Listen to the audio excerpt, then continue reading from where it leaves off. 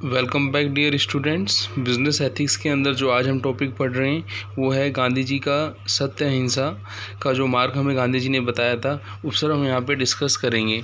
हम layman language में बोलें कि जो सत्य अहिंसा है वो गांधी जी ने इंडिया के लिए गिफ्ट था जिसको सभी इंडियंस को फॉलो करना चाहिए। जैसे कि हम शुरुआत करते हैं फर्स्ट जो है अपनी अहिंसा से। अहिंसा है क्या? अहिंसा हम कहते हैं अहिंसा परमो धर्म। अहिंसा परमो धर्म का मतलब ये हुआ कि ahimsa means no killing, no hurting someone by thought, word और डीड, कि हमें किसी को मारना नहीं है और किसी को हर्ट नहीं करना है, ना ही अपने थॉट से, विचारों से, ना ही अपने वर्ड से, वाणी से, और डीड का मतलब है अपने कर्मों से। तो यहाँ पे हम ये बात करेंगे कि जो अहिंसा है, अहिंसा एक परमो धर्म माना गया है और इस अहिंसा का पालन हमें करना चाहिए। यदि हम एक एग्जाम्पल के थ्रू इसको समझें कि जो एक स्ट्रॉन्ग पर्सन है, जबकि वो कैपेबल है, वो सब कुछ जानता है, ठीक है ना, और तब भी वो क्या है, अहिंसा के मार्ग पर काम कर रहा है, तो डेफिनेटली वो स्ट्रॉन्ग पर्सन है। और यदि स्ट्रॉन्ग पर्सन अपनी पावर का गलत यूज़ करके किसी दूसरे को डरा धमका कर वो काम कर रहा है तो वो गलत है। तो कहीं ना कहीं हम ये देखें तो गांधी जी ने जो हमें अहिंसा का मार्ग बताया वो आपको इन समराइज फॉर्म में हम कह सकते हैं, it is merely a negative virtue of not killing और not injury but a positive virtue of doing good to others, कि दूसरे के लिए हमें कुछ अच्छा करना है।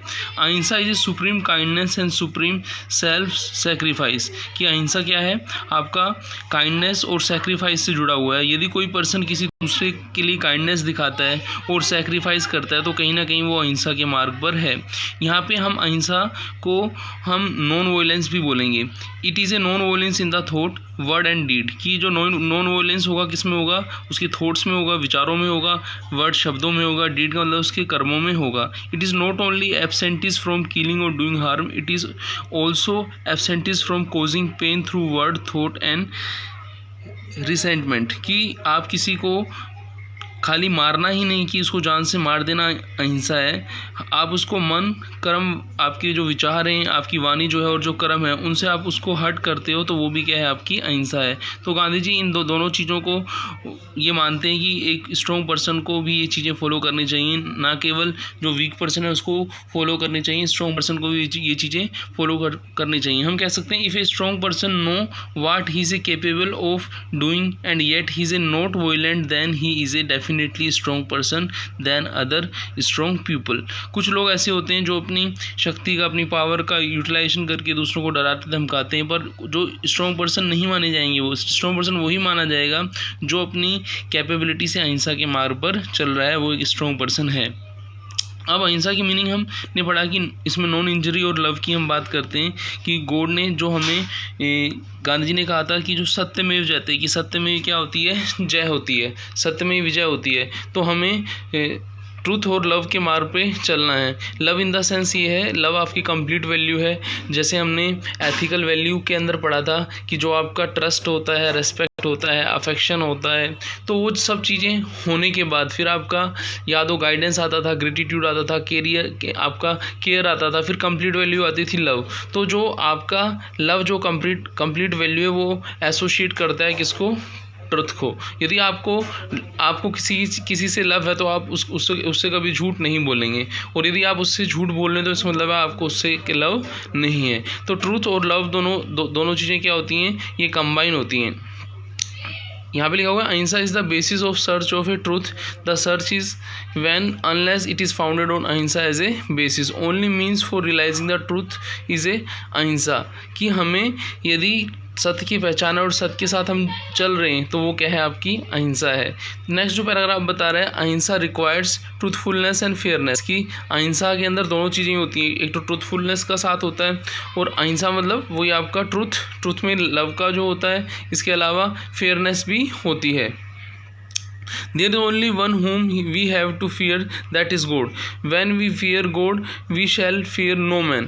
कि हमें किसी व्यक्ति से नहीं डरना है, हमें भगवान से डरना है। और भगवान से हमें किससे डरना है, यदि हम सत्य अहिंसा के मार्ग पर नहीं चलते हैं। तो हमने यहाँ पे देखा कि जो आपका अहिंसा है, नॉन वायलेंस है, और जो ट्रूथ है आपका, वो दोनों इनसेपरेबल हैं, वो दोनों एक दूसरे से बहुत ज़्यादा जुड़े हुए हैं। अब हम यहाँ पे देखते हैं कि जो आपका गांधी जी ने जो कहा था, hate the sins note the Sinner, कि पापी से हमें घृणा नहीं करनी चाहिए, उसके पाप से घृणा करनी चाहिए। तो ये भी जो आपका ये जो आपके सामने मैंने पैराग्राफ बोला है वो ये बता रहा है कि जो अहिंसा है वो अपोजिट है किसका, कोवार्डिस का। कोवार्डिस मतलब होता है कायरता, कायरता के अपोजिट होता है अहिंसा। कि कुछ लोग क्या होते हैं, कायरता में आके अहिंसा के मार्ग को छोड़ देते हैं, जबकि अहिंसा के मार्ग में आप जुड़े रहेंगे तो आपकी हमेशा क्या होती है, जीत होती है। तो यहाँ पे हमने ये देखा कि गांधी जी ने जो हमें सत्य अहिंसा के बारे में जो बताया था वो क्या था। अब हम देखेंगे कि गांधी जी ने हमें प्रिंसिपल ऑफ ट्रस्टशिप जो बताए हैं, उसमें principle of ट्रस्टशिप is a important concept of today world, support your answer. जो प्रिंसिपल ऑफ ट्रस्टशिप है उसमें हम 7 सीन्स पढ़ते हैं जो महात्मा गांधी जी ने हमें दिए थे। ये जो 7 सीन्स हैं ये गांधी जी ने एक न्यूज़पेपर था यंग इंडिया, उसके अंदर उन्होंने ये जो सीन्स थे 22 अक्टूबर 1925 को यंग इंडिया न्यूज़पेपर में ये जो सीन्स थे ये लिखे थे।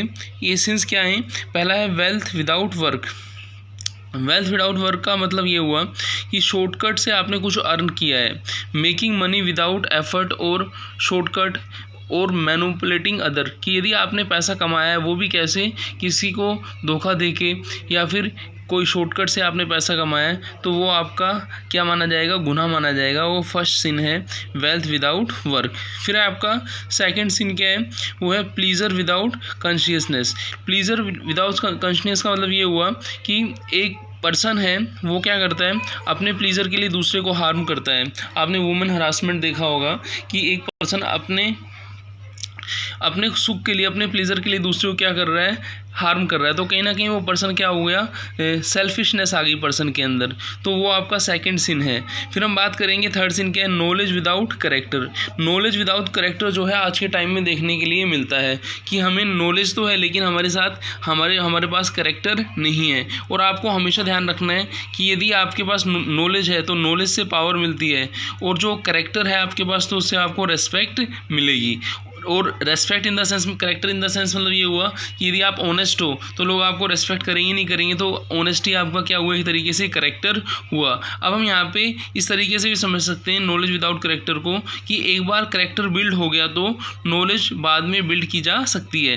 कि यदि हमने अपना करेक्टर पहले बना लिया तो नॉलेज तो हम कभी भी ले सकते हैं। करेक्टर होगा तो हम नॉलेज का भी सही यूज़ करेंगे, और यदि हमारा करेक्टर ही ख़राब होगा तो जो हमने नॉलेज लिया उसका क्या करेंगे, हम मिसयूज़ करेंगे। तो नॉलेज विदाउट करेक्टर का आप इस तरीके से बोल सकते हो कि यदि आपके पास नॉलेज है और आप उसका राइट यूटिलाइजेशन नहीं कर रहे हो तो कहीं ना कहीं आपके करेक्टर में कमी है।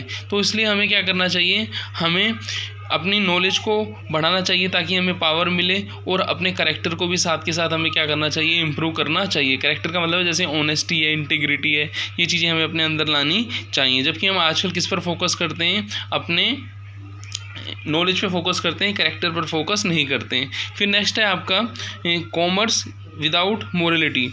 कॉमर्स का मतलब होता है बिजनेस, और मोरलिटी का मतलब है एथिक्स। कि जब आप बिजनेस करते हो और आप उसमें एथिक्स को फॉलो नहीं करते हो, जैसे मान लीजिए एक बिजनेसमैन है, वो किसी को, हमने जब एथिक्स पढ़ा था कि बिजनेसमैन बिजनेस एथिक के अंदर क्या करता है कि वो जो क्वालिटेटिव प्रोडक्ट देता है उसकी क्वालिटी को डाउन नहीं करता, कोई मिलावट नहीं करता, उसकी क्वांटिटी सही देता है, प्राइस सही लेता है, तो वो सब मैनिपुलेशन नहीं करता, और वो जो उसको अर्निंग होती है उससे वो सोसाइटी के बेनिफिट के लिए गवर्नमेंट को टाइमली टैक्स भी पे करता है। तो ये क्या कहलाता है, आपका कॉमर्स या बिजनेस विदाउट मोरलिटी नहीं होगा, ये सिंस नहीं होगा। यदि आप ऐसा करते हैं, यदि आप ऐसा नहीं करते हैं तो वो कहलाएगा आपका कॉमर्स या बिजनेस विदाउट मोरलिटी कहलाएगा। तो हर बिजनेसमैन को ये चीज़ें फॉलो करनी चाहिए। वो जो बिजनेस में अर्न कर रहा है उसको पूरा ऑनेस्टी से वो पैसा अर्न करना चाहिए, और जो टैक्स बनता है गवर्नमेंट को पे करना चाहिए, और सोसाइटी के बेनिफिट के लिए भी उसको खर्च करना चाहिए, क्योंकि सोसाइटी में जितना रिसोर्स उसने लिया है उतना उसको वापस लौटाना भी उसकी जिम्मेदारी है। नेक्स्ट करते हैं, नेक्स्ट क्या है आपका science without humanity. Science without humanity का मतलब ये हुआ कि हम साइंस की हेल्प से कुछ जैसे आइटम बम वगैरह हम ये तो बना तो लेते हैं, वेपन हम बना लेते हैं, लेकिन उनका मिसयूज़ होता है। तो साइंस का यूज़ हमें ह्यूमैनिटी के लिए करना है, साइंस को ह्यूमैनिटी के अगेंस्ट यूज़ नहीं करना है। ये आपका नेक्स्ट जो सिंस था 5th था।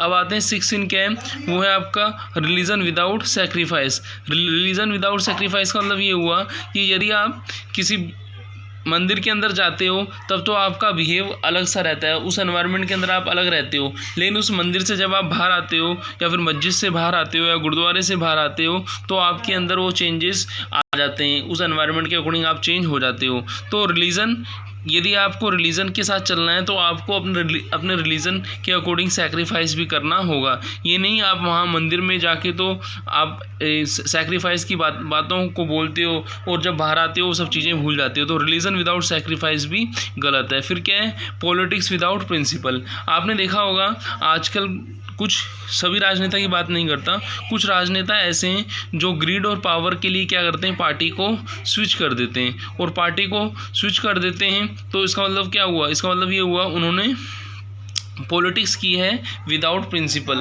तो एक पॉलिटिशियन के क्या होने चाहिए, प्रॉपर प्रिंसिपल होने चाहिए। तो इस वीडियो के अंदर हमने जो आपके महात्मा गांधी जी ने 7 सिंस बताए थे उनको हमने डिस्कस किया, और मिलते हैं नेक्स्ट वीडियो में। थैंक्स।